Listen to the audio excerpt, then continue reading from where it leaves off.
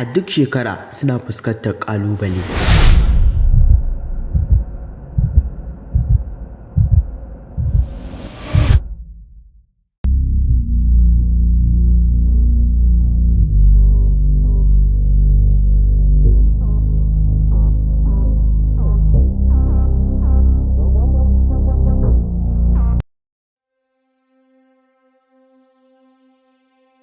Wa'annan mutanen da kuke gani, wa'annan mutanen su uku suke kare wani haske.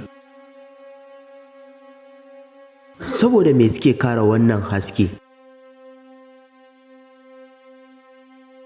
Saboda su kare al'umma. Muddin suka bari hasken da ya samu matsala ko aka ce wani ya zo ya ɗauke shi, to al'umma tana cikin haɗari. To suna yin aiki saboda al'umma, saboda su kare wannan haske. Kare wannan hasken shine kare al'umma a wajensu. Inda suka bari maƙiya suka ɗauki wannan haske, to garin ga yadda zai zama.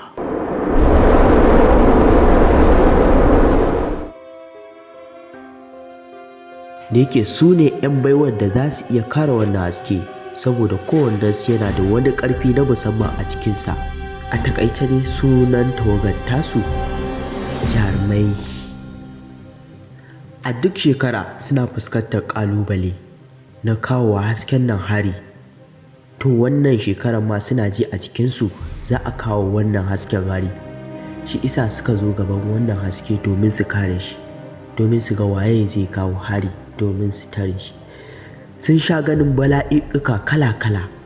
To wannan na shekarar Allahnsu na nuna musu cewa bala'in da za su gani ya fi na can baya. Dan bala'i ne kamar ma sai an ɗauki wannan haske ta dolen tsiya-tsiya.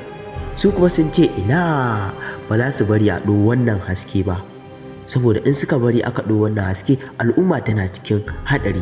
Su kuma ba sa so su ga al'umma tana cikin haɗari, domin su kare wannan haske da ƙarfinsu da baiwarsu duka domin su kare wannan haske.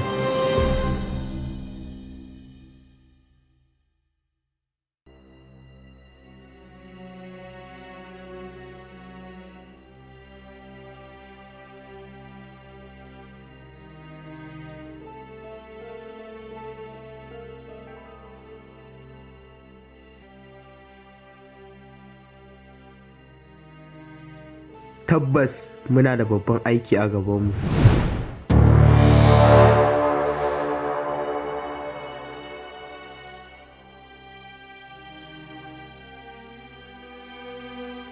Muddin muka bari maƙiya suka samu damar ɗaukar wannan haske, to al'umma tana cikin haɗari, kuma mu ma haka. Ko ɗaya kar mu bari mu sake maƙiya su samu damar ɗaukar wannan haske na jikin wannan dutsen.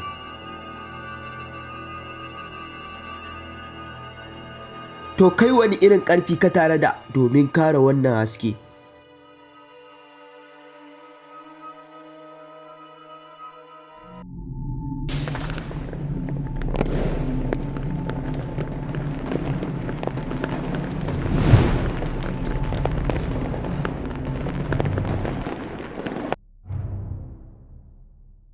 To kai fa?